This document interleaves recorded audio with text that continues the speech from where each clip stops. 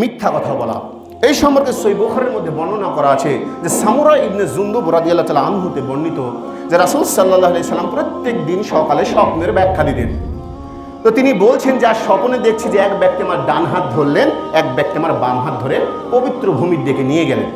যেতে যেতে দেখছি যে এক ব্যক্তির মুখ লোহার আকড়া দ্বারা এমন করে চিরছে এই মস্তক পর্যন্ত চলে যাচ্ছে। তারপর ওই ব্যক্তি যখন এই পাশে চিরছে এটা বন্ধ হয়ে যাচ্ছে। তখন বলছে যে এই ব্যক্তির এই অবস্থা কেন? তখন বলছে চলুন চলুন পরে ব্যাখ্যা হবে। তারপর যেতে যেতে দেখছি যে এক ব্যক্তিকে মস্ত বড় পাথর দ্বারা এমনভাবে মাথায় আঘাত করা হচ্ছে, মাথা গুঁড়ো হয়ে যাচ্ছে। তারপর ওই ব্যক্তি আবার যখন পাথর নিয়ে আসতে চাইছেন ওই লোকটা আগের মতো হয়ে যাচ্ছেন। তখন রাসূল সাল্লাল্লাহু আলাইহি ওয়াসাল্লাম বলছেন এই ব্যক্তিকে, বলছে চলুন চলুন পরে ব্যাখ্যা হবে। তারপর যেতে যেতে দেখছি যে কিছুটা তন্দুরে রুটি দেয় না, দেখেন না তন্দুরের চুলা ধাও ধাও করে হচ্ছে, ভয়াবহ চিৎকার দিয়ে উপরে উঠছে আবার নিচে যাচ্ছে। তখন রাসূল সাল্লাল্লাহু আলাইহি ওয়াসাল্লাম বলছেন এরা কারা? বলছে চলুন চলুন পরে ব্যাখ্যা হবে। আবার যেতে যেতে দেখছি যে একটা মস্ত বড় পুকুর বা নদীর মতো জায়গা রক্তপুঁজে পরিপূর্ণ। তো ওখান থেকে একটা লোক ওই সাঁতার কাটছে রক্তের মধ্যে, যখন পাড়ে ওঠার চেষ্টা করছে আবার পাথর দ্বারা মারছে, ওখানে চলে যাচ্ছে। তখন বলছে এই ব্যক্তিকে। তখন রাসূল সাল্লাল্লাহু আলাইহি ওয়াসাল্লাম কে বলছেন যে আমি হলাম জিব্রাইল, এ হলো মিকাইল।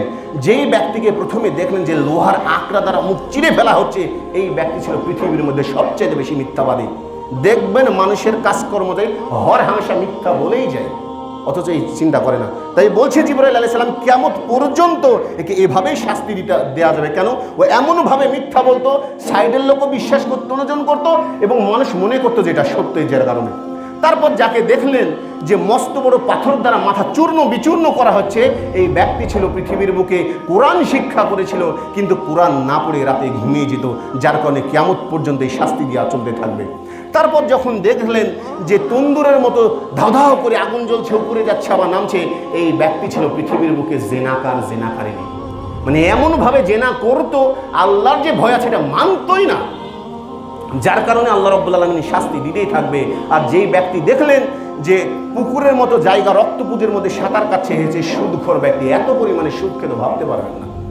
তো বলুন যে আমরা হর হামেশা মিথ্যা কথা বলি, কি যে অবস্থা ভাবতে পারবেন না। অথচ সহিহ বুখারীর বর্ণনা, রাসূল সাল্লাল্লাহু আলাইহি সাল্লামের কাছে যখন ওহী আসলো স্বপ্ন যুগে, তো রাসূল সাল্লাল্লাহু আলাইহি সাল্লাম যেটা দেখতেন সেটা দিনের মতো পরিষ্কার। তো তিনি একাকিত্বের জন্য হেরা গুহায় ধ্যানমগ্ন থাকতেন। তখন রাসূল সাল্লাল্লাহু আলাইহি সাল্লাম মাঝে মাঝে খাবার নিয়ে আসতেন, হযরত খাদিজা রাদিয়াল্লাহু তাআলা আনহা খাবার দিয়ে আসতেন। হঠাৎ একদিন দেখছে যে জিবরাইল আলাইহিস সালাম এসে বলছেন যে ইকরা, আপনি পড়ুন। তখন রাসূল সাল্লাল্লাহু আলাইহি সাল্লাম আবারও জোরে চাপ দিয়েছে রাসূল সাল্লাল্লাহু আলাইহি সাল্লামকে। তখন বলছে ইকরা, পড়ো। আচ্ছা আমি পড়তে পারি না। তো ইকরা বিইসমি রাব্বিকাল্লাযী খালাক, খালাকাল ইনসানা মিন আলাক, পড়ুন আপনার প্রভুর নামে যিনি আপনাকে সৃষ্টি করেছেন জমাট রক্তবিন্দু হতে। রাসূল সাল্লাল্লাহু আলাইহি সাল্লাম ভয়ে খাদিজা রাদিয়াল্লাহু তাআলা আনহার কাছে এসে বলছে আমি আমার জীবন নিয়ে শঙ্কা বোধ করছি। ঘটনা যখন বললেন তখন খাদিজা রাদিয়াল্লাহু তাআলা আনহা কি বলছে দেখুন, ওয়াল্লাহি আল্লাহর কসম কখনোই না। কেন? আপনি ছিলেন ন্যায়পরায়ণ, আপনি ছিলেন সত্যবাদী। কি ছিল?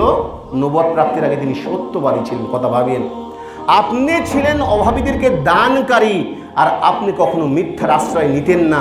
আল্লাহ রাব্বুল আলামিন কখনো আপনাকে লাঞ্ছিত করবেন, অথচ আপনি আমি দেখবেন মিথ্যা বলছি না, কোনো দরকারই নাই। দেখবেন হর হামেশা বলছে ফোনে কোথায় আছিস বলে হাট রামচন্দ্রপুর আছে, অথচ সারাংপুর আছে।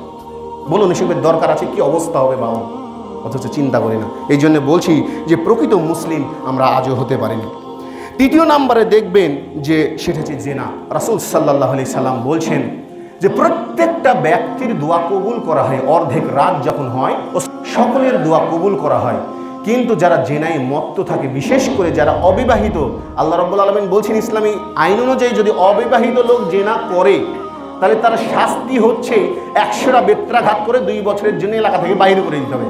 আর যদি বিবাহিত মানুষ জেনা কাজ করে তাহলে তাকে হত্যা করে ফেলতে হবে। কেন? তার স্ত্রী আছে, তার স্বামী আছে। অথচ দেখবেন সমাজের মধ্যে এমনভাবে পরকীয়তা ঢুকে গেছে, ভাবতে পারবেন না। দেখবেন তার জীবনে কোনো শান্তি পাবেন না। আপনি দেখবেন কেস মেসে ফেসে আছে, তারপর দেখবেন যে বাড়িতে অভাব দূর হয় না, ভালো অবস্থান থেকে আল্লাহ রাব্বুল আলামিন টেনে তাকে নিচে নামাবে, এমন অবস্থা হয়ে আছে, ভাবতে পারবেন না। এই জন্য বলছে এই ব্যক্তির দোয়া কখনোই কবুল হয় না। অর্ধেক রাত হলে সকলের দোয়া কবুল হয়, শুধুমাত্র যারা জেনা কাজ করে এই দোয়া কখনো কবুল হয় না।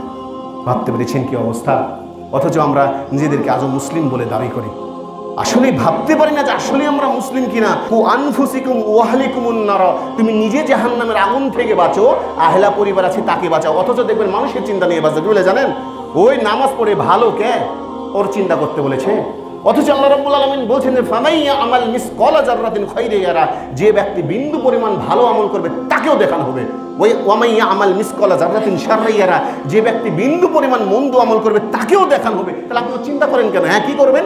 ইসলামের দৃষ্টিতে রাসূল সাল্লাল্লাহু আলাইহি সাল্লাম বলছেন, যদি তোমার সামর্থ্য থাকে, সামর্থ্য শক্তি, তাকে বাধা দাও। তুমি যদি মুসলিম হয়ে থাকো, তুমি যদি মুসলিমের সংজ্ঞা কি?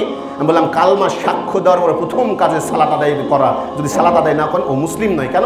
আল্লাহ রাব্বুল আলামিন বলেছেন, ইয়া আইয়ুহাল্লাযীনা আমানুত্তাকুল্লাহা হাক্কা তুকাতিহি ওয়া লা তামুতুন্না ইল্লা ওয়া আনতুম মুসলিমুন। বলছে তোমরা আমাকে যথার্থভাবে ভয় করো, ভয় করার মতো, আর মুসলিম না হয়ে মৃত্যুবরণ করো না। মুসলিমের সংজ্ঞা কালমার সাক্ষ্য দেওয়ার পরে আপনি যেটাই হন আপনাকে বাধ্যতামূলক সালাত আদায় করতে হবে। অত সালাতের ধারের কাছে না ও চিন্তা নিয়ে ব্যস্ত আছেন না। কি অবস্থা হবে বলুন তো? আসলে আমরা মুসলিম? বলুন, একটাবার খালি চিন্তা করবেন যে আসলে মুসলিম। এমন অবস্থা ভাবতে পারবেন না যে মুসলিম তো দূরের কথা, যে তৃতীয় শ্রেণীর লোক আমরা এর পর্যায়েও যাই না। বাড়িতে গেলে কাউকে টাকাও দেবো না, খেতেও দেবো না, আশেপাশের যে ভাই চাচা তাকেও নাই।